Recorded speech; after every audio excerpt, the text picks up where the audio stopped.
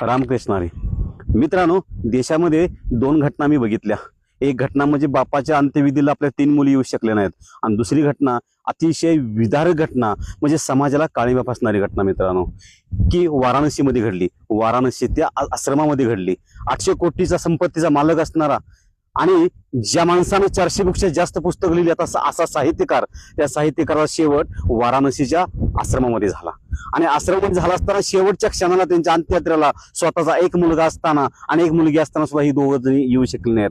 पण मित्रांनो, देशामध्ये ह्या दोन घटना घडत असताना महाराष्ट्रामध्ये सातारा जिल्ह्यामध्ये एक खटला चालू होता न्यायालयामध्ये, आणि सातारा जिल्ह्यातल्या न्यायालयामध्ये खटला चालू होता. त्या खटल्याचा विषय होता मित्रांनो, की माझ्या थोरल्या भावानं माझ्या आई वडिलांचा सांभाळ 1 वर्ष केलाय, आता इथून पुढचा सांभाळ मी आई वडिलांचा करणार.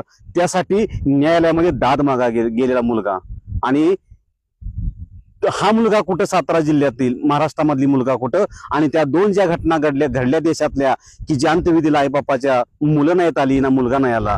तर मित्रांनो, हा सगळा जो अट्टहास आहे ना, हा संस्कार आहे. महाराष्ट्राच्या मातीमध्ये ज्ञानोबा, तुकोबा, छत्रपती शिवाजी महाराज, हिरकणीसारखी आई आणि माता जिजाऊ सारखी आई या मातीमध्ये घडली. हे संस्कार लक्षात ठेवायचं महाराष्ट्राच्या.